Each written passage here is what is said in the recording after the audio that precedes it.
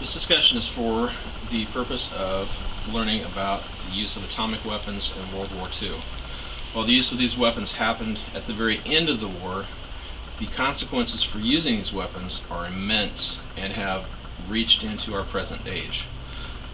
Like this jacket that is beside me, this belongs to my grandfather, who was not in the Japanese War, but he was in the China-Burma-India theater. You'll notice inside the jacket are notations to help him if he was ever shot down or lost, identifying him as an American airman. These relics from the past are real, and the consequences for the war and the decisions that were made are as real as these relics that are beside me.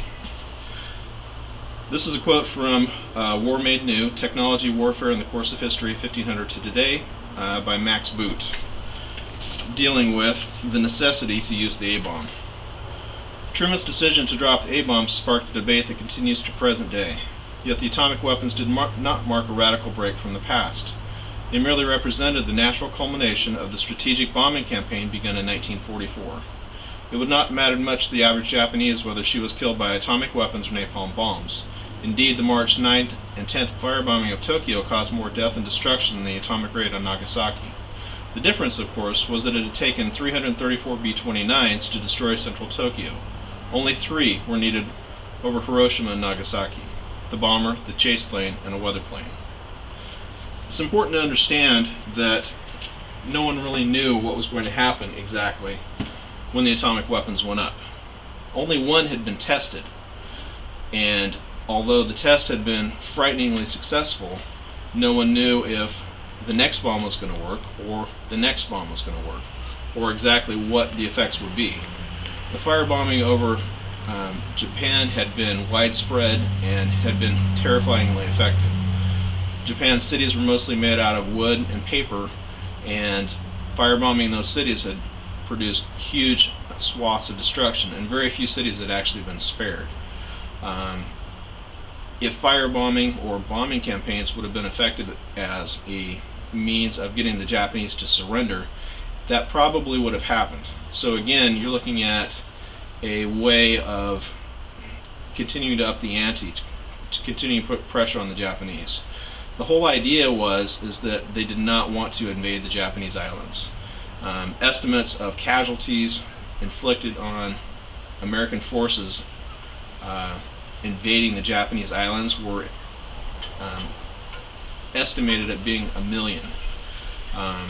America was tired, even though Nazi Germany had already been defeated.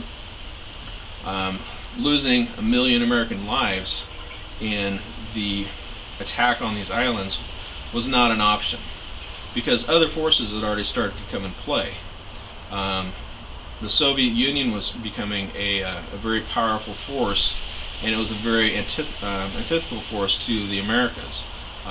Communism on one side and democracy on the other. And politicians and generals were already looking towards the next war. Indeed, German forces, as they surrendered in Europe, were actually begging Allied forces to allow them to fight on their side and to continue on into Russia, so that they could destroy Russia. It's an interesting side note. So, in Gerhard Weinberg's book, A World on Arms, it's a global history of World War II, he talks about some of these realities. The Potsdam Declaration, which was a peace conference, combined a call for an unconditional surrender with extensive assurances about Japan's future. Designed to appeal to the peace faction in the Japanese government, the document was based on prior drafts discussed in Washington and assuring a future for a peaceful Japan, which could eventually pick its own government. The imperial system was not mentioned, but the implication of its possible retention was clearly there, and the document was so read in Tokyo. It's interesting, there's a new movie out about this exact thing, and although I have not viewed it, I would recommend checking it out, because it's interesting that even today we're still looking back at history, and we're still trying to understand exactly what's going on here. So with the dropping of the bombs, though, the Americans, the first of the bombs was dropped on Hiroshima on August 6, causing enormous damage in the center of the city, killing 50 to 80,000 people and wounding an equal number. Japan noted this, was worried, and had all the effects that the American military was looking for. But yet, here's the critical point. Japan was waiting for the reaction, or to see what was going to happen with the Soviet Union. Because through the entire war, although Japan and Russia had never been friends, they had an agreement with each other that they were not going to attack each other. And so, even though this piece of the puzzle is important, even more important was the fact that the Japanese received their answer from the Soviet Union on August 8th. It was a declaration of war, followed immediately by an attack in a very great force on the Japanese army in Manchuria. This was devastating. The Japanese couldn't afford to fight these kinds of wars, and they definitely couldn't afford to fight it against the Soviet Union. It was clear that the Russians had no other means in mind other than crushing the Japanese. Their options became very slim.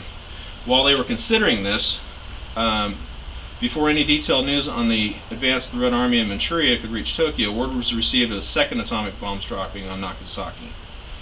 And of course the Japanese surrender followed that immediately. And that was prompted by Hirohito himself, which again is another interesting piece, because usually the emperor did not get involved in political affairs. That was for other people. The depth of this crisis and the fact that he had to become personally involved.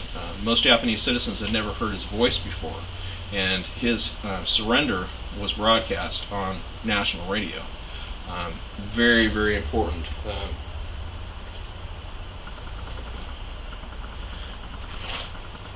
So, for our time, what happened? All of these things occurred. We went through and we rebuilt Japan, primarily so that we could make sure that Russia would not use it as a base, and so that we could use it as a base and a fortress in that area of the world to protect ourselves. And if there are any questions about how that strategy affected things that were to occur, you have to look no further than an American Cold War strategy, NSC 68. A quick piece in here. This is on page 40 of the book. Soviet Union now has aircraft available to deliver the atomic bomb. Our intelligence estimates assigned the Soviet Union an atomic bomb capability already in excess of that needed to deliver available bombs. Plans include laying waste to the British Isles and thus depriving the Western powers of their use as a base, destruction of vital centers of communication in Western Europe, thus precluding effective defense by the Western powers, and delivering devastating attacks on certain vital centers of the United States and Canada. These weapons had already begun to dictate policy and had already begun to dictate how world geopolitics were going to continue. So if there's any questions about, how things happened in the past, they affect the future. And decisions that are made, even decisions that are very, very carefully made, like the use of atomic weapons, have huge and lasting consequences. I invite you to consider these topics and to find your own answers and own conclusions. Thank you. Thanks.